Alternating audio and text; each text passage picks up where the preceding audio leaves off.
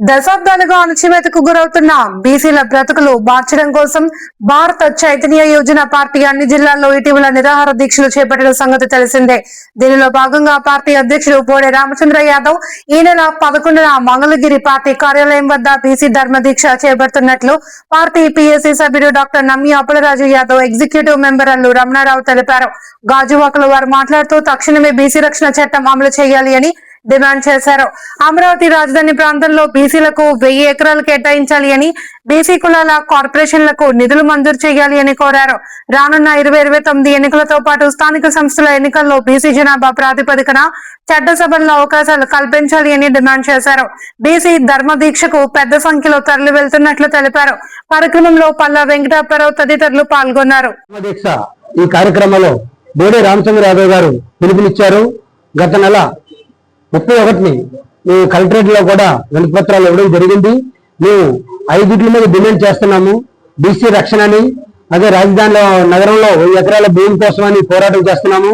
అలాగే కులగణనలు జరగాలని, అలాగే బీసీ సంఘాలకి మనకు మున్సిపాలిటీలో ఫండ్స్ ఉండాలని చెప్పేసి అనేక రకాల మీద ఆయన పోరాటం చేస్తున్నారు. ఈ సందర్భంగా మేము మొన్న గాజువాకలోని నిరాహార దీక్ష చేయడం కూడా జరిగింది. అలాగే ఎన్ఏడి జంక్షన్ లో మొన్న కూడా దీక్ష చేయడం కూడా జరిగింది. ఈ రోజు ఆ టౌన్ లో కూడా ఈరోజు చేస్తున్నాం, గాంధీ భవన్ మున్సిపల్ ఆఫీస్ దగ్గర. అలాగే రేపు వచ్చి ఆర్కే బీచ్ దగ్గర కూడా చేయడం జరుగుతుంది. ఈ సందర్భంగా మాకు ఆల్రెడీ పిలుపునిచ్చినప్పుడు కలెక్టర్ గారికి మేము వినతిపత్రం ఇచ్చినప్పటికీ ఇంతవరకు ఏ విధమైన సమాధానం రాలేదు. నారా చంద్రబాబు నాయుడు గారికి కూటమి ప్రభుత్వం నుంచి మేము అడుగుతున్నాము.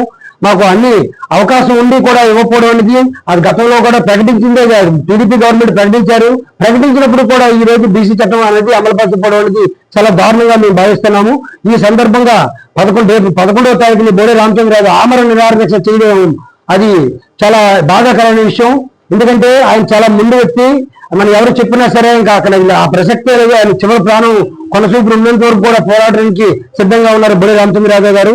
బీసీఐ పార్టీ నుంచి ఆయన ముందుకొచ్చి అంటే మనం ప్రభుత్వం వచ్చి మాకు ఆల్రెడీ మనకు దేశానికి స్వాతంత్రం వచ్చి 78 సంవత్సరాలు అవుతున్నప్పటికీ కూడా ఇంతవరకు బీసీలకి రక్షణ లేదని చెప్పేసి భావిస్తూ ఖచ్చితంగా ఈ 5 మేము ఏదైతే 5 అజెండాలు పెట్టుకున్నామో అవి ఖచ్చితంగా క్లియర్ చేయాలని చెప్పేసి డిమాండ్ చేస్తూ నేను నమ్మప్పలరాజు నేను పీసీఎస్ పనిచేస్తున్నాను.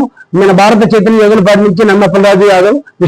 ఫిబ్రవరి 22వ తారీఖుని బీసీ సింహగర్జన అనే కార్యక్రమం ద్వారా విజయవాడలో కొన్ని డిమాండ్లు ప్రభుత్వం దృష్టికి తీసుకెళ్లడం జరిగింది. మా నాయకులు బోడే రామచంద్ర యాదవ్ గారు ఆ డిమాండ్స్ ని నెరవేర్చమని ఆయన డెడ్ లైన్ కూడా మార్చి 31 వరకు డెడ్ లైన్ కూడా పెట్టడం జరిగింది.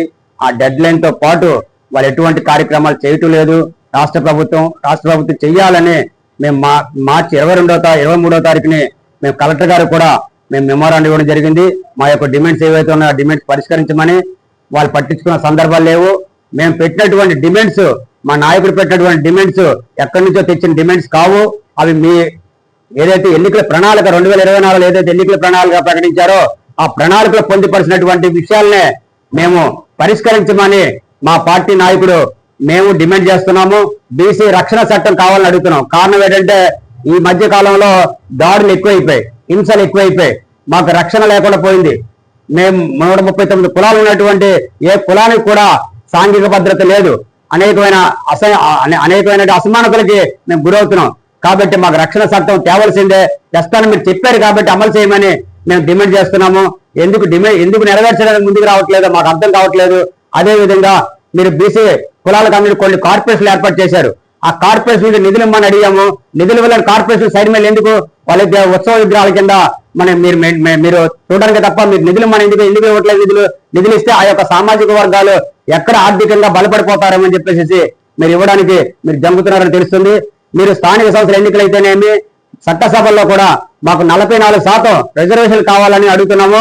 రిజర్వేషన్ ఇవ్వాలంటే మీరు సమగ్ర కులగణన జరగాలంటున్నారు. సమగ్ర కులగణన జరిపి మా కులాల యొక్క నిష్పత్తి ఎంత ఉందో శాతం తెలియజేయమని చెప్పేసి కూడా మేము డిమాండ్లు పెట్టుకున్నాము. ఆ డిమాండ్లు కూడా మీరు పరిష్కరించినటువంటి సందర్భాలు మేము కనబడట్లేదు. మీరు అమరావతిలో 53,000 ఎకరాలు మొదటి విడతలో ఎక్వైర్ చేశారు. 33,000 ఎకరాలు రైతుల దగ్గర తీసుకున్నారు. 29 గ్రామాలకు రైతుల దగ్గర తీసుకున్నారు. 20,000 ఎకరాలు గవర్నమెంట్ ల్యాండే మీ దగ్గర ఉంది. మొత్తం 53,000 ఎకరాల్లో నుంచి మేము మొదటి విడత 53,000 ఎకరాలు అయితే రెండో విడత 44,000 ఎకరాలు మీరు తీసుకోవాలని చెప్పి ఆలోచనలు ఉన్నారు. కాబట్టి 1,00,000 ఎకరాల్లో నుంచి మేము అడిగింది 1000 ఎకరాలు అడిగాం.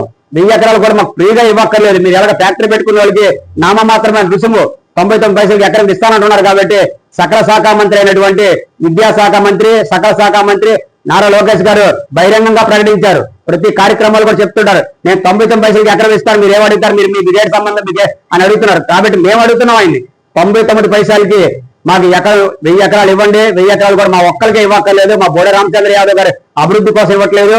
మీరు బీసీ భవనాలు 139 కులాలు బీసీ భవనాలు కట్టుకోవడం కోసం ఆ భవన నిర్మాణం ద్వారా సెల్ఫ్ ఎంప్లాయ్మెంట్ స్కీమ్ చేసుకుంటాము. తద్వారా మేము హాస్టల్ నిర్మాణం చేసుకుంటాము. మా కులాలు అభివృద్ధి చెందడానికి అమరావతిలో మా ప్లేస్ కావాలని అడిగాము. ఇవేమి కూడా మీకు నిమ్మక నీరెత్తినట్టు ఈ కూటమి ప్రభుత్వం పెట్టుకున్న మేనిఫెస్టోలోనే మీరు న్యాయం చేయడానికి 2 సంవత్సరాలు అయిపోయినా మీరు ఎటువంటి పట్టించుకోలేదు. పట్టించుకోమని మేము ఢిల్లీ కూడా పూర్తి చేశాము. 4 రోజులు మేము ఏప్రిల్ 6వ తారీఖు నుంచి 6, 7, 8, 9 రోజులు కూడా మేము 4 రోజులు కూడా నిరాహార దీక్ష చేయమని చెప్పారు. నిరాహార దీక్ష చేయడం కూడా జరిగింది. ఢిల్లీ కూడా అమర నిరాహార దీక్ష రేపు 11వ తారీఖుని విజయవాడలో మా నాయకుడు చేస్తున్నాడు. దానికి కూడా బీసీ ధర్మ దీక్ష అనే పేరుతో ధర్మంగా